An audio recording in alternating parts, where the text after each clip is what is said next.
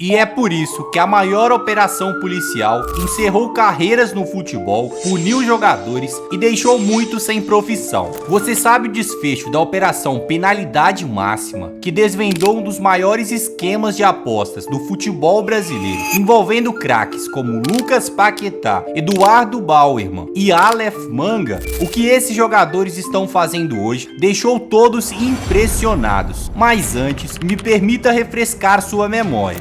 Estamos diante de uma das maiores histórias obscuras e intrigantes do futebol. Essa não é apenas mais uma narrativa sobre o esporte. É uma trama cheia de reviravoltas que abalou clubes, jogadores e também torcedores. Quase 2 anos se passaram desde que a Operação Penalidade Máxima veio à tona, revelando o maior esquema de manipulação de resultados já registrados no país. O futebol, que sempre foi sinônimo de paixão e emoção, foi manchado por ações que colocaram em xeque a integridade do esporte mais amado do Brasil. Mas o que realmente aconteceu por trás das cortinas? Como jogadores que eram ídolos de multidões acabaram envolvidos em um esquema tão complexo que misturava ambição, dinheiro fácil e o universo das apostas esportivas. Hoje eu vou te levar pelos bastidores dessa operação, revelando detalhes que poucos conhecem. Vamos explorar os mistérios que conectam grandes nomes do futebol à prática de manipulação dos resultados, mostrando como a ganância e a falta de ética transformam sonhos em pesadelos. Prepare-se, porque esta não é apenas uma história de crimes e punições. É uma reflexão sobre até onde algumas pessoas estão dispostas a ir por dinheiro e como isso pode destruir não apenas carreiras, mas também a confiança de milhões de torcedores. O ano era 2023 e o Brasil vivia um momento peculiar no universo do futebol. Não era apenas o esporte que movia paixões, mas também um mercado paralelo que crescia a passos largos, o ramo das apostas esportivas. Em uma sociedade cada vez mais conectada, a ideia de transformar conhecimento sobre futebol em dinheiro estava ao alcance de poucos cliques. Imagine a cena: você está em casa assistindo ao seu time de coração e com um pouco de análise e sorte poderia lucrar enquanto vibra com cada lance. Gols, faltas, escanteios, tudo parecia empolgante e emocionante, como um jogo dentro do próprio jogo. Mas só quem viveu sabe. Enquanto torcedores comuns viam uma oportunidade de diversão e renda extra, algo mais sombrio ganhava forma nos bastidores. O dinheiro fácil, que fluía para quem tinha um olhar atento para as estatísticas, começou a atrair a atenção de pessoas que estavam diretamente ligadas ao espetáculo, os jogadores. Imagine o poder de decidir o desfecho de uma aposta com uma única ação: um cartão amarelo, um pênalti cometido ou até mesmo um simples escanteio cedido. Cada movimento dentro de campo tinha um peso financeiro. Para alguns, isso parecia uma chance de ouro. E foi assim que um cenário perfeito se formou. De um lado, jogadores percebendo que poderiam lucrar mais com ações pontuais do que com seus próprios salários. Do outro lado, os apostadores ávidos por oportunidade de ganho rápido, dispostos a pagar altos valores para garantir os seus lucros. Havia dinheiro de todos os lados. Bastava ser um conhecedor de jogos, alguém capaz de analisar padrões e prever movimentos. E o sucesso financeiro parecia inevitável. Mas como toda história envolvendo ambição, havia também um preço. O futebol, que até então era sinônimo de paixão, começou a perder sua inocência. O que antes era apenas um esporte passou a ser palco de manipulações e acordos secretos. E pouco a pouco, o espetáculo foi corrompido. Enquanto os torcedores assistiam sem saber, as partidas cujos resultados já haviam sido decididos longe dos gramados.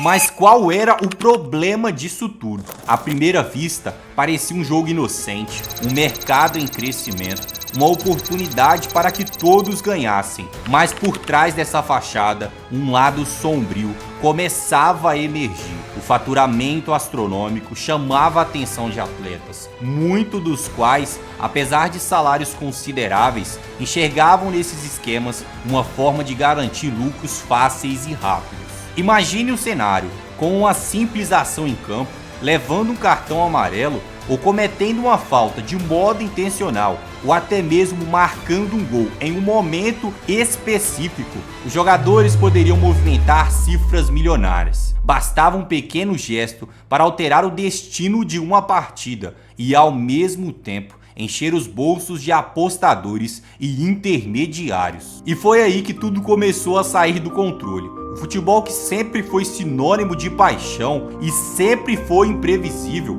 começou a mostrar sinais de algo estranho. Equipes perdiam jogos considerados fáceis. Resultados inesperados se tornaram cada vez mais comuns. E as torcidas confusas se perguntavam: como isso foi possível? As especulações começaram a ganhar força. Seria apenas coincidências ou algo muito maior estava por trás dessas reviravoltas? No início, ninguém tinha ideia do que realmente estava acontecendo. As derrotas inesperadas eram tratadas como acidentes de percurso, normais em um esporte tão dinâmico, mas os indícios se acumulavam. Com o crescimento das plataformas de apostas, as opções se multiplicavam. Não era mais sobre quem ganharia ou perderia, era sobre detalhes minuciosos. Quem faria a primeira falta, quantos escanteios haveria no primeiro tempo, ou até qual jogador seria o próximo a ser advertido. Cada detalhe era uma oportunidade para a manipulação. E com isso também crescia o número de apostadores. Pessoas de diferentes lugares passaram a investir dinheiro, enquanto outros mais espertos enxergaram uma chance de manipular o sistema para garantir retornos exorbitantes.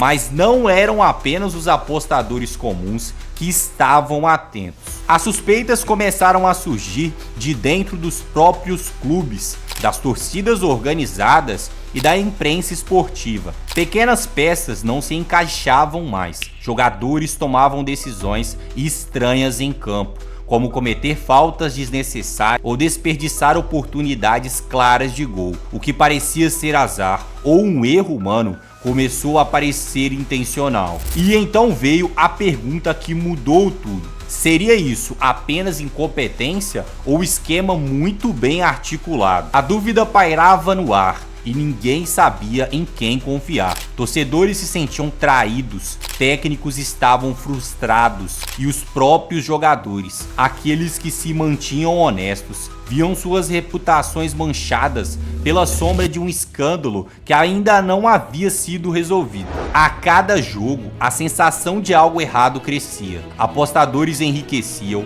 enquanto o esporte mais amado do país perdia sua essência. O futebol não era mais um espetáculo puro, era aos poucos transformado em um tabuleiro de xadrez, onde as peças eram manipuladas por interesses obscuros. E foi assim que o problema deixou de ser apenas uma questão de apostas e se tornou uma ameaça ao próprio coração do esporte. Mas como desvendar um esquema tão bem elaborado? Quem eram os responsáveis? E mais importante, como tudo isso poderia ter passado despercebido por tanto tempo? Agora é hora de mergulharmos na parte mais impactante dessa história. Como Lucas Paquetá, Eduardo Bauerman e Aleph Manga, jogadores que brilharam nos gramados, se tornaram os protagonistas de um dos maiores escândalos do futebol brasileiro. Lucas Paquetá era a joia rara do futebol, um garoto nascido e criado nas ruas do Rio de Janeiro,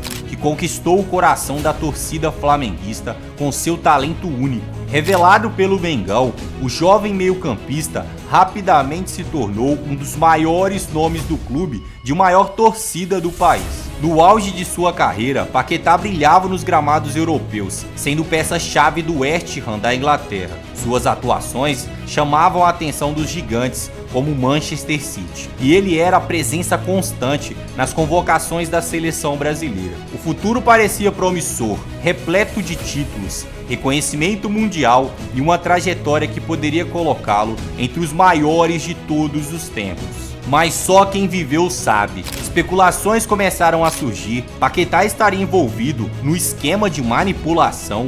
O que parecia impossível começou a ganhar força. Segundo as acusações, ele teria forçado 4 cartões amarelos em partidas específicas para beneficiar apostadores. A consequência foi devastadora. O interesse do Manchester City, liderado pelo Pep Guardiola, evaporou. Um sonho que qualquer jogador do mundo almejaria se desfez em questão de dias. Apesar de ainda não haver um desfecho definitivo para a denúncia, a mancha em sua carreira permanece. E o brilho que antes iluminava seu futuro parece agora apagado por uma sombra de incerteza. O zagueiro Eduardo Bauerman também se viu no olho do furacão. Depois de se destacar no América Mineiro, ele chegou ao Santos, onde rapidamente conquistou a titularidade e o respeito da torcida. Um jogador sólido, confiável, alguém que parecia destinado a se firmar como um dos grandes defensores do futebol brasileiro. Mas os bastidores contavam outra história.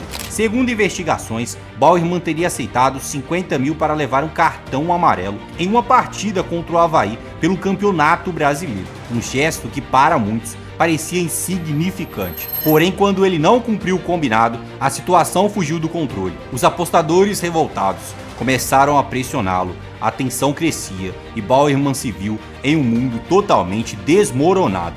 Afastado pelo Santos, ele enfrentou rumores devastadores, incluindo a possibilidade de ser banido do esporte para sempre. No fim, foi punido com 360 dias de suspensão e uma multa de 35 mil. Sua carreira no Brasil chegou a um ponto sem retorno e ele precisou buscar refúgio no exterior, jogando por clubes como o Everton do Chile e o Pachuca do México. Imagine a pressão, o medo de ver tudo pelo que você trabalhou ser destruído por uma decisão errada. O que passou pela mente de Bauerman naquele momento? Ele, que sonhou em ser um exemplo de superação, se tornou um dos nomes mais controversos do futebol recente.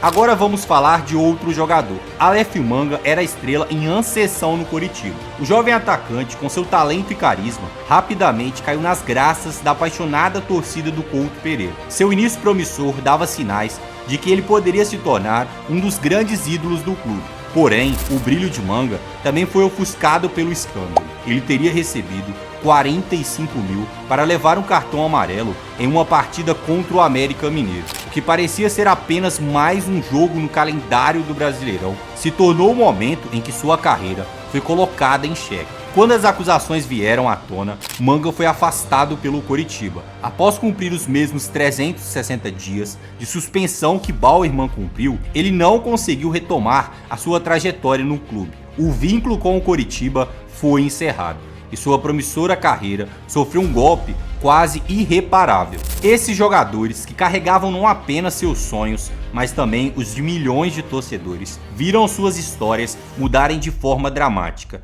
Cada um deles enfrentou o peso de suas decisões, a repercussão pública e a incerteza de um futuro que antes parecia garantido. Mas o mais intrigante ainda está por vir. Como será que eles lidam com as consequências? E mais importante, será que toda a verdade veio à tona ou ainda há segredos enterrados nesse tramo obscuro? Mas além dos protagonistas, outros jogadores devem ser citados. Um dos exemplos seria Igor Catatal. Entre os nomes envolvidos, um talento reconhecido que já vestiu a camisa de clubes como Vasco da Gama e Vitória. Na época da operação, ele defendia a equipe do Sampaio Corrêa, um time de tradição no Nordeste, cuja torcida é conhecida por vibrar intensamente os 90 minutos de cada partida. Para a surpresa de muitos, Catatal foi citado na investigação. O veredito foi implacável. Além de ser banido do futebol, ele foi multado em 70 mil. O jogador, que antes era a esperança de uma torcida apaixonada, agora carregava o peso